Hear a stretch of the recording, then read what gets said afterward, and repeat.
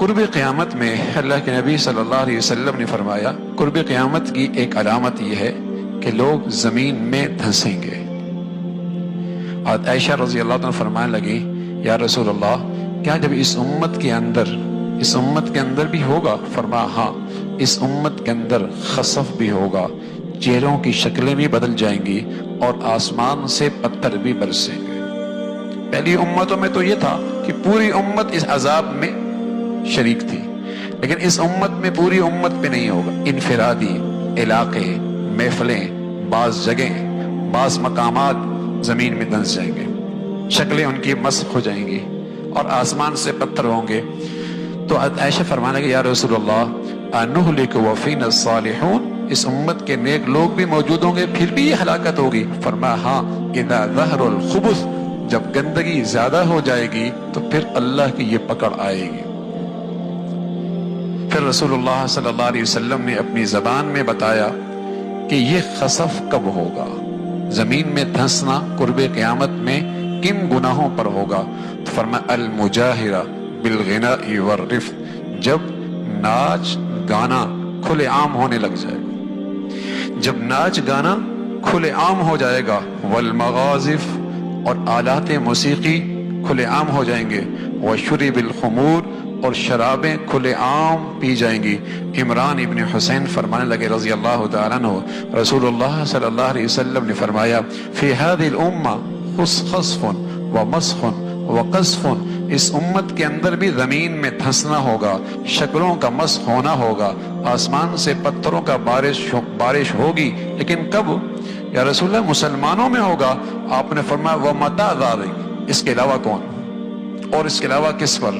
فرمایا جب یہ مسلمان اسلام کے نام لیوا، اذا ظہرت القینات والمغازف وشربت الخمور، گانے بجانے والیاں اور آلات موسیقی کی جب کثرت ہو جائے گی اور شرابیں پی جائیں گی، پھر اس امت کے اندر بھی زمین میں دھنسنا ہوگا۔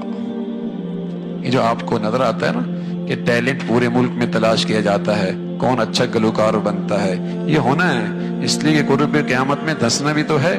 جب تک یہ ٹیلنٹ تلاش نہیں ہوگا اس وقت تک یہ عام کیسے ہوگا؟ ٹیلنٹ تلاش کیا جاتا ہے نا، اور دانشگاہوں کے اندر، تعلیمی گاہوں کے اندر بھی کلاسز دی جاتی ہیں۔ اس نسل کو اب اسی کی ضرورت رہ گئی ہے، ناچتا کہتا ہے، گاتا کیسا ہے۔ پہلے میں اپنے بچوں کو اللہ کا نام سکھاتی تھی، اور جب وہ گنگناتا ہے تو کہتے ہیں بچے میں ٹیلنٹ بہت ہے۔ جب وہ گنگناتا ہے اماں کے سامنے ناچتا ہے، ٹیلنٹ بہت ہے۔ پہلے مائیں بسم اللہ پڑھاتی تھی، اللہ کا نام سکھایا کرتی تھی، اللہ کی بات سکھایا کرتی تھی، پوری کوشش ہوا کرتی تھی ماؤں کی کہ بچے کی زبان سے سب سے پہلے اللہ کا نام لے، اور اللہ کرے اس کی برکت سے آخری کلمہ بھی اللہ کا نام کا ہو اور اللہ کے نبی کی بشارت ملے کہ سیدھا جنت میں چلا جائے۔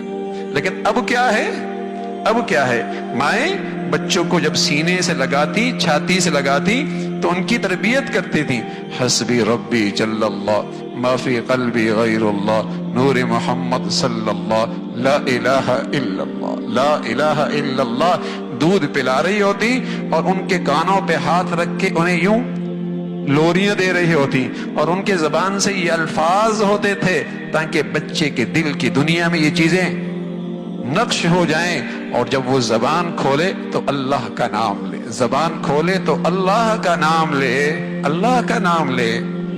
اور آج میرے عزیزو ابھی اس کی 2.5 سال کی عمر نہیں ہے، 3 سال کی عمر میں آپ نے تعلیمی ادارے میں بھیج دیا، وہاں اسے موسیقی کی کلاس سکھائی جا رہی ہے۔ کیسی بدنصیبی ہے، عقل پر ماتم کیجئے، لاکھوں روپے بھی دیجئے اور اپنی اولادوں کو بھی ان کے حوالے کیجئے، ہاں لاکھوں روپے بھی دیجئے اور اپنی نسل کو، اپنی اولادوں کو بھی برباد کیجئے، پیسہ بھی دیجئے اور اس اولاد کو اپنے لیے وبال بھی بنائیے۔ کیا دولت تھی اولاد جو مسلمانوں کے لیے صدقہ جاریہ تھی، اور بہترین زندگی کی صلاحیتیں اس کے اندر پیدا کرنے کا موقع تھا۔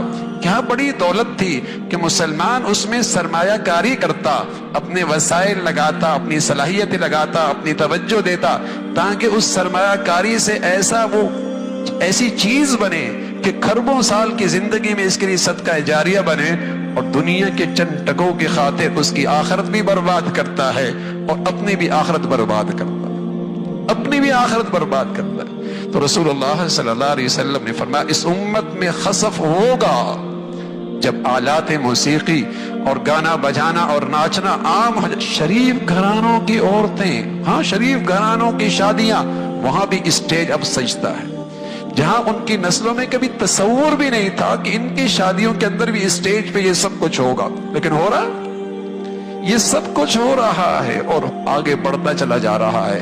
تو ہاں ہوگا، اس لیے کہ کبر قیامت میں زمین میں دھنسنا بھی تو ہے، مرنا بھی تو ہے، ہاں یہ قیامت کی شکل بھی پوری تو ہونی ہے۔ اللہ رب العزت ہمیں، ہماری نسلوں کو، ہماری اولادوں کو ان فتنوں سے اور ان گندگیوں سے ہمیشہ محفوظ فرمائے، اور اللہ اپنی ناراضگی سے، غضب سے